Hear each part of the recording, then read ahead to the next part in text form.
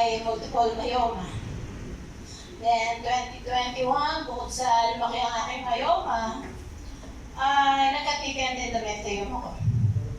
Nakitaan din ako ng maraming bukol sa magkabilang breast. So, nung myeloma pa lang ang problema ko, na nakikita ko na yung party sa social media. Pero hindi ako nag-try dahil hindi ako basta-basta naniniwala sa mga food supplement. Lalo na kung sa online lang siya nabibili. Pero nung dumami na yung sakit ko, naglakas loob na akong mag-try. Pero syempre, bago ako nag-try, sinigurado ko muna kung anong bagay i-take ko. So, pinag-isipan ko mabuti, pinag-aralan ko kung ano i-take ko, hanggang sa napili ko ngayong Santivardi. So, yun ang aking pinagtiwalaan at aking ininom. Yung bukol ko sa left breast, kailangan daw mga biopsy. Dahil ayon sa ultrasound, highly suspicion for malignancy. And then yung thickened endometrium ko, kailangan din ma-biopsy sa pamamagitan ng pag-raspa.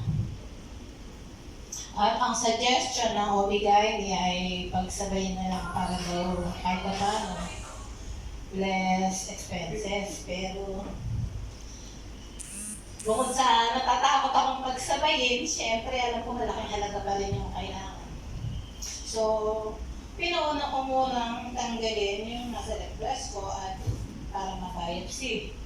At ang naging resulta nga ay invasive carcinoma ductal.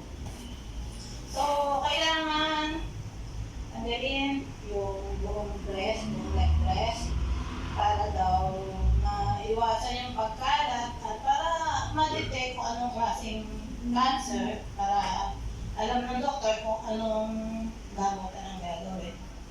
Pero bago ako maoperahan, nagkaroon ng maraming conflict. Kahit may pressure noon dahil gusto ng kamag-anak ko, tanggalin agad para daw huwag na kumalat. Pero dahil doon sa mga conflict na yun, nagkaroon ng konting delay para maoperahan. So, yun siguro yung pagkakataon para makainom ako ng maraming barley. So, hanggang na-schedule na nga, na-operahan ako. At ang kagandahan, bukod sa no residual tumor, yung 19 lymph nodes na nakuha sa aking breast ay negative lahat. Yes, thank you. So, dalawang oncologist yung bumasa ng lahat ng aking results. At ang kanilang final diagnosis ay stage 1A. So, hindi require ang chemotherapy at radiation. Binigyan lang nila ako ng maintenance na inumin ko sa loob ng 5 taon kasabay ang continuous monitoring. Simula ako sa every 3 months, every 6 months, and hopefully this year, dahil nakaka 4 years na ako, sana maging once a year na lang. Nung masettle ko na yung tungkol sa aking breast cancer, bumalik ako sa OB para yun ang mga aking myeloma at thickened endometrium. At ang maganda rin nangyari, nag-normal yung aking endometrium. Thanks God.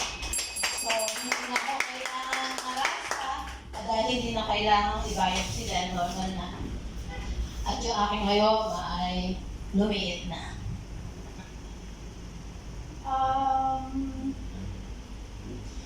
Lubos ang aking pasasalamat, siyempre unang-una kay Lord dahil nung panahon na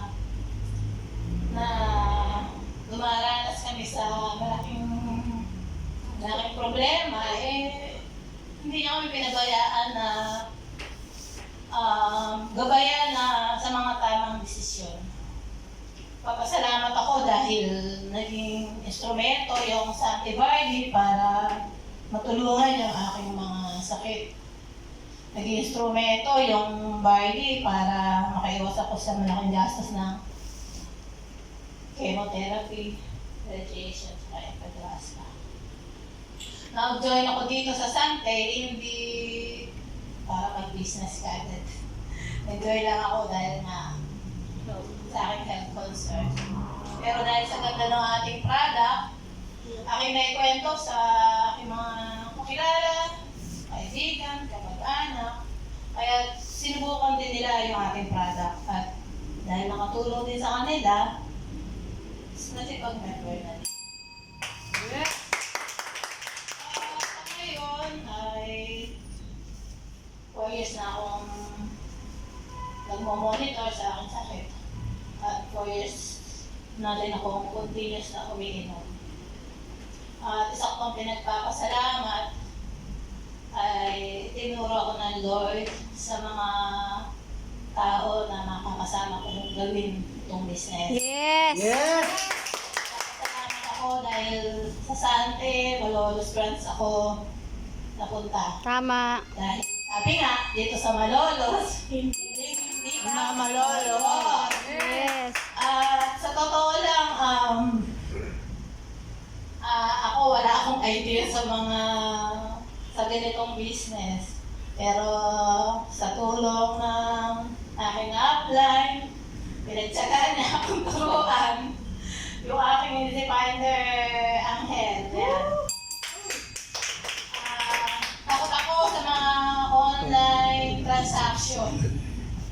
Pag imposible na takot ako dyan. Pero ngayon, sanay na ako mag-process. Yes. At sa Congrats. tunayan, isa na akong franchise. Wow. Wow. Congratulations. 5-star. 5 stars ka na. At sa tulong din siyempre ng mga kasama natin dito sa Malolos Brand, naunahan ng ating mentor, natutuhan ko yung business.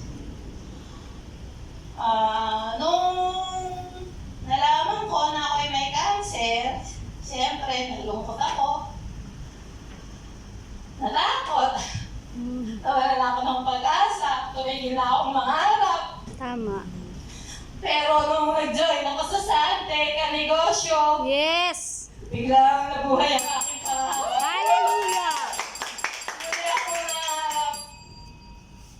at ako'y naniniwala na 2 to 3 years from now, ano man yung mga panibagong binuong pangarap, ay isa-isa rin matutupad. Amen.